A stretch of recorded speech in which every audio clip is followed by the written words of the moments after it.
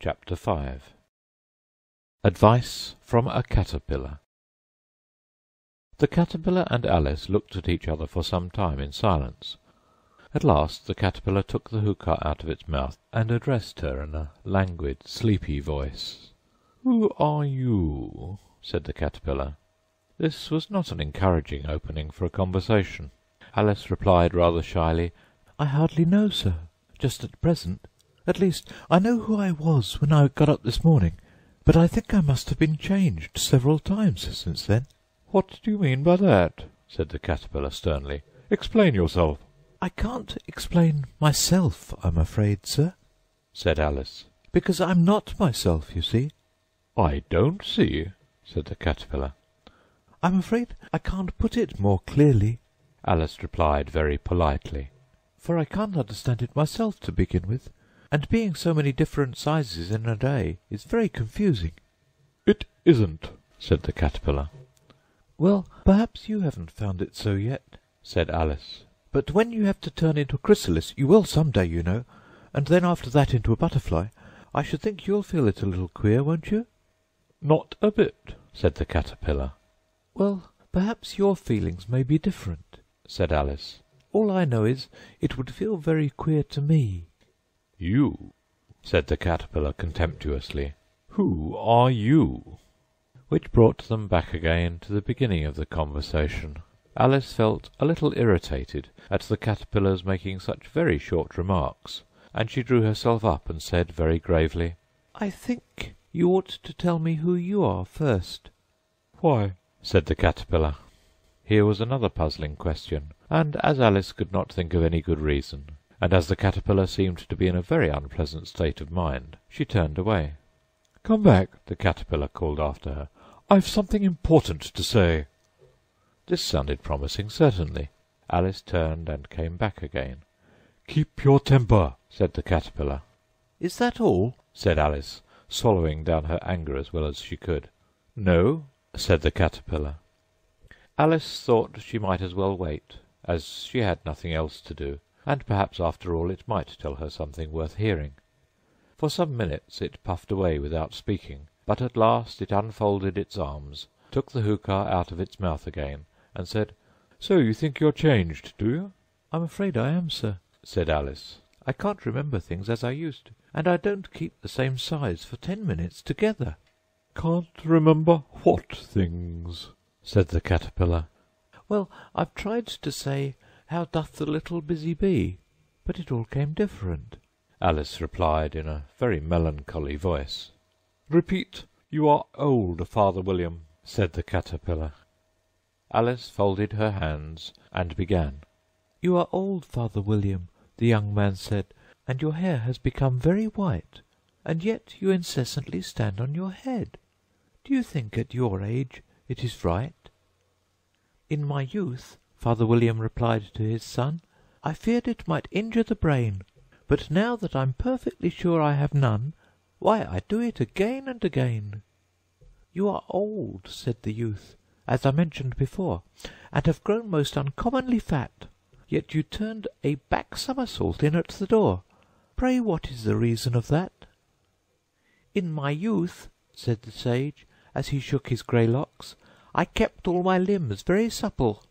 By the use of this ointment, 1 shilling the box. Allow me to sell you a couple." "You are old," said the youth, "and your jaws are too weak for anything tougher than suet. Yet you finished the goose, with the bones and the beak. Pray, how did you manage to do it?" "In my youth," said his father, "I took to the law, and argued each case with my wife, and the muscular strength which it gave to my jaw has lasted the rest of my life." "You are old," said the youth. "One would hardly suppose that your eye was as steady as ever, yet you balanced an eel on the end of your nose. What made you so awfully clever?" "I have answered 3 questions, and that is enough," said his father. "Don't give yourself airs. Do you think I can listen all day to such stuff? Be off, or I'll kick you downstairs." "That is not said right," said the caterpillar. "Not quite right, I'm afraid," said Alice timidly. "Some of the words have got altered." "It is wrong from beginning to end," said the caterpillar decidedly. and there was silence for some minutes. The caterpillar was the first to speak. "What size do you want to be?" it asked. "Oh, I'm not particular as to size," Alice hastily replied. "Only one doesn't like changing so often, you know." "I don't know," said the caterpillar. Alice said nothing. She had never been so much contradicted in her life before, and she felt that she was losing her temper. "Are you content now?" said the caterpillar. "Well, I should like to be a little larger, sir, if you wouldn't mind," said Alice. 3 inches is such a wretched height to be." "It is a very good height indeed," said the caterpillar angrily, rearing itself upright as it spoke. It was exactly 3 inches high. "But I'm not used to it," pleaded poor Alice in a piteous tone, and she thought of herself, "I wish the creatures wouldn't be so easily offended." "You'll get used to it in time," said the caterpillar, and it put the hookah into its mouth and began smoking again. This time Alice waited patiently until it chose to speak again. In a minute or two the caterpillar took the hookah out of its mouth, and yawned once or twice, and shook itself. Then it got down off the mushroom and crawled away in the grass, merely remarking as it went, "One side will make you grow taller, the other side will make you grow shorter." "One side of what? The other side of what?" thought Alice to herself. "Of the mushroom," said the caterpillar, just as if she had asked it aloud, and in another moment it was out of sight. Alice remained looking thoughtfully at the mushroom for a minute, trying to make out which were the 2 sides of it, and as it was perfectly round, she found this a very difficult question. However, at last she stretched her arms round it as far as they would go, and broke off a bit of the edge with each hand. "And now, which is which?" she said to herself, and nibbled a little of the right hand bit to try the effect. The next moment she felt a violent blow underneath her chin. It had struck her foot. She was a good deal frightened by this very sudden change, but she felt that there was no time to be lost, as she was shrinking rapidly, so she set to work at once to eat some of the other bit. Her chin was pressed so closely against her foot that there was hardly room to open her mouth, but she did it at last, and managed to swallow a morsel of the left hand bit.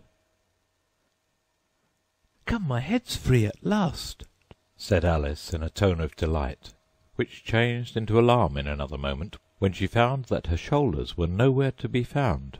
All she could see when she looked down was an immense length of neck, which seemed to rise like a stalk out of a sea of green leaves that lay far below her.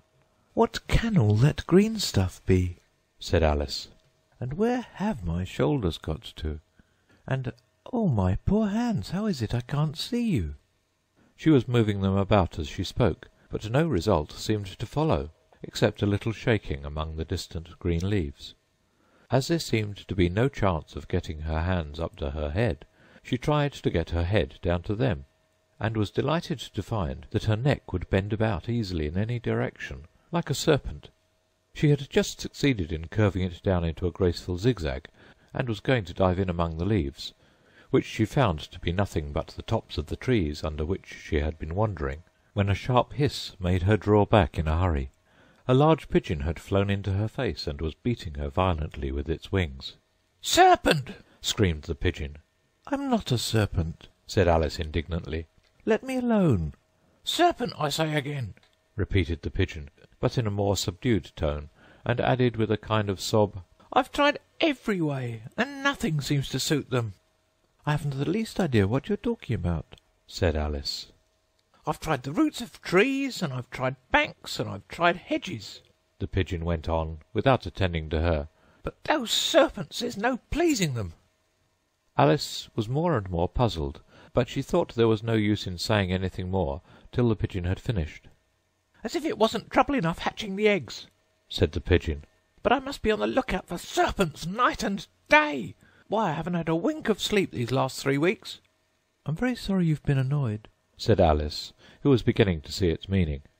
"And just as I'd taken the highest tree in the wood," continued the pigeon, raising its voice to a shriek, "and just as I was thinking I should be free of them at last, they must needs come wriggling down from the sky. Ugh, serpent!" "But I'm not a serpent, I tell you," said Alice. I'm a... Well, what are you? said the pigeon. I can see you're trying to invent something. I'm a little girl, said Alice rather doubtfully, as she remembered the number of changes she had gone through that day. A likely story, indeed, said the pigeon in a tone of the deepest contempt. I've seen a good many little girls in my time, but never one with such a neck as that. No, you're a serpent, and there's no use denying it. I suppose you'll be telling me next that you never tasted an egg. I have tasted eggs, certainly, said Alice, who was a very truthful child. But little girls eat eggs quite as much as serpents do, you know. I don't believe it, said the pigeon. But if they do, why then they're a kind of serpent, that's all I can say. This was such a new idea to Alice that she was quite silent for a minute or two, which gave the pigeon the opportunity of adding, You're looking for eggs, I know that well enough. And what does it matter to me whether you're a little girl or a serpent? It matters a good deal to me, said Alice hastily. But I'm not looking for eggs, as it happens. And if I was, I shouldn't want yours. I don't like them raw. Well, be off then, said the pigeon in a sulky tone, as it settled down again into its nest. Alice crouched down among the trees as well as she could, for her neck kept getting entangled among the branches, and every now and then she had to stop and untwist it. After a while she remembered that she still held the pieces of mushroom in her hands, and she set to work very carefully, nibbling first at one and then at the other, and growing sometimes taller and sometimes shorter, until she had succeeded in bringing herself down to her usual height. It was so long since she had been anything near the right size that it felt quite strange at first, but she got used to it in a few minutes, and began talking to herself as usual. Come, there's half my plan done now. How puzzling all these changes are. I'm never quite sure what I'm going to be from one minute to another. However, I've got back to my right size. The next thing is to get into that beautiful garden. How is that to be done, I wonder? As she said this, she came suddenly upon an open place with a little house in it, about 4 feet high. Whoever lives there, thought Alice, it'll never do to come upon them this size. Why, I should frighten them out of their wits. So she began nibbling at the right-hand bit again, and did not venture to go near the house till she had brought herself down to 9 inches high.